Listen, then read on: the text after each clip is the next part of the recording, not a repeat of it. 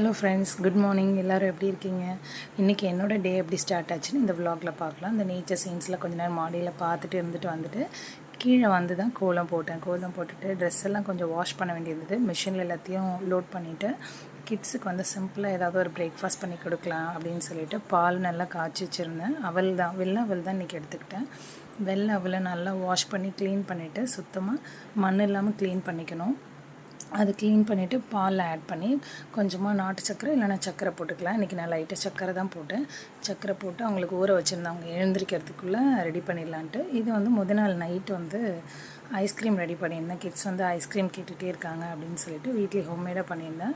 இன்றைக்கி ஆரஞ்சு வச்சு தான் பண்ணியிருந்தேன். ஆரஞ்சு நல்லா ஜூஸ் எடுத்துகிட்டு ஃப்ரெஷ் ஜூஸாக எடுத்து மில்க் மைடு கொஞ்சம் சக்கரை ஆட் பண்ணிக்கிட்டேன். சக்கரை வேணும்னா ஆப்ஷனல் போடலாம், இல்லைனா நாட்டு சக்கரை கூட போட்டுக்கலாம். ரெண்டுமே வேணும்னா மில்க் மைட் கொஞ்சம் எக்ஸ்ட்ரா சேர்த்துக்கோங்க. நான் தண்ணியோ பாலோ எதுவுமே நான் கலக்கலை, வெறும் ஆரஞ்சு அதை அப்படியே ஜூஸாக தான் எடுத்தேன், தண்ணி எதுவுமே சேர்க்கலை.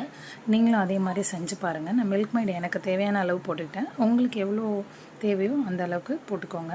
கொஞ்சம் ஜூஸ் அடித்து பார்த்துட்டு வாயில் கொஞ்சம் ஊற்றி பார்த்தீங்கன்னா டேஸ்ட் ஓகே, கரெக்டான ஸ்வீட்னஸ் இருக்குது அப்படின்னா அதோடு ஸ்டாப் பண்ணிக்கோங்க. இல்லை வேணும் அப்படின்னா கொஞ்சம் ஆட் பண்ணிக்கோங்க. இன்றைக்கி என்கிட்ட இந்த மோல்டு இருக்குது, ஸோ அந்த மோல்டில் நான் ஊற்றி வச்சுருக்கேன். உங்கள்கிட்ட மோல்டு இல்லைன்னா நீங்கள் வந்து டம்ளர்லேயோ இல்லை நார்மலாக வீட்டில் இருக்கிற ஒரு கப்லேயோ டம்ளர்லேயோ ஒரு ஐஸ் ஸ்டிக் மாதிரி ஏதாவது ஒன்று ஸ்டிக் பண்ணிவிட்டு நீங்கள் ஊற்றிக்கலாம். நான் மில்க் மைட் ஆட் பண்ணிவிட்டு நல்லா வடிகட்டியிருந்தேன். ஏன்னா சின்ன சின்ன கிட்ஸ் வந்து சாப்பிடும் போது அவங்களுக்கு வந்து சின்ன சின்ன தூஸ் மாதிரி திப்பி மாதிரி வாய்க்குள்ளே மாட்டக்கூடாதுன்னு சொல்லிவிட்டு நான் நல்லா வடிகட்டிட்டு அதுக்கப்புறம் ஊற்றி ஃப்ரிட்ஜரில் வைக்கிறேன். ஃப்ரீசரில் வச்சுட்டு இது எப்போ வைக்கிறேன்னா முதல் நாள் நைட்டே ரெடி பண்ணி அதை வந்து நான் ஃப்ரீசருக்குள்ளே செட் பண்ணிட்டேன். இது வந்து 5 to 6 hours இருந்தால் போதும். நான் நெக்ஸ்ட் டே வந்து நல்லா சம்மரில் மார்னிங் வெயில் டைமில் கொடுத்தா கொஞ்சம் சளி பிடிக்காது அப்படின்றதுனால நான் மார்னிங் கொடுத்துக்கலாம் அப்படின்னு சொல்லிட்டு நைட்டே ரெடி பண்ணி உள்ளே வச்சுட்டேன். கிட்ஸ் வந்து தூங்கிட்டு இருந்தாங்க. அவங்க எழுந்து வேக்கப் பண்ணி ஃப்ரெஷ்ஷப் ஆகிட்டு குளிச்சுட்டு நாங்கள் 3 பேரும் வந்து பக்கத்தில் தான் ஒரு சின்ன ஃபங்க்ஷனுக்கு போயிருந்தோம். 3 பேரும் ஒரு ஃபங்க்ஷன் போயிருந்தப்போ கிட்ஸ் வந்து மித்ரா வந்து விளையாடிட்டு இருந்தாங்க. மித்ரன் ஏதோ சொல்லி விளையாடிட்டு இருந்தாங்க. பாப்பா வந்து ட்ரெயின் போகிறேன் அப்படின்னு சொல்லி விளையாண்டாங்க. வீட்டுக்கு வந்துட்டு ஒரு 11:30 இருக்கும். சரி வெயிலுக்கு மோர் அடித்து கொடுக்கலாம் அப்படின்னு சொல்லிட்டு எல்லோரும் மோர் அடித்து குடிச்சிட்டு ஒரு பாட்டில் வந்து என் சிஸ்டருக்கும் லன்ச் வந்தாங்கன்னா எடுத்துகிட்டு போவாங்கன்னு கொடுத்துருந்தேன். கொஞ்சம் நான் சாப்பிட கொடுத்துட்டு லன்ச் ரெடி பண்ணியிருந்தேன்.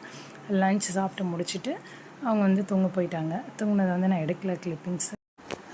லன்ச் முடிச்சுட்டு கிட்ஸ் தூங்கி இருந்து இது ஈவினிங் வேக்கப் ஆனதுக்கப்புறம் ஃப்ரெஷ்ஷப் ஆகிட்ருக்காங்க. தண்ணி குடிச்சிட்டு கொஞ்சம் ஸ்நாக்ஸ் எடுத்துட்டேன். அவங்க வந்து விளையாடிட்டு இருந்தாங்க. விளையாடிட்டு அவங்க பாட்டி வீட்டுக்கு கிளம்பிட்டாங்க.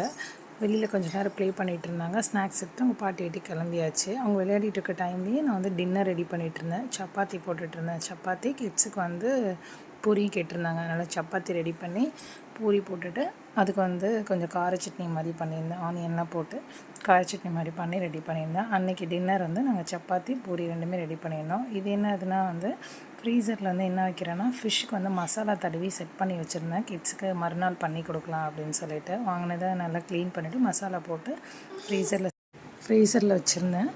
அதுக்கப்புறம் வந்து கிட்ஸுக்கு வந்து சாக்லேட் கேட்டுகிட்டே இருந்தாங்க. வீட்டில் ஹோம்மேட் சாக்லேட்டும் ரெடி பண்ணியிருந்தேன். ஐஸ்கிரீமும் சாக்லேட்டும் ஒரே நாள் நைட்டு தான் ரெடி பண்ணியிருந்தேன். முதல் நாள் நைட்டு ரெடி பண்ணியிருந்தேன். அந்த சாக்லேட்டும் ரெடி ஆகிடுச்சா என்னன்னு சொல்லிட்டு இது எப்போ பார்த்துட்டு இருந்தேன்னா நைட்டு கிட்ஸ் எல்லாம் வந்து தூங்கினதுக்கு அப்புறம் தான் ஞாபகம் வந்துச்சு. இது ஆக்சுவலாக மார்னிங்கே ரெடியாக இருந்திருக்கும்.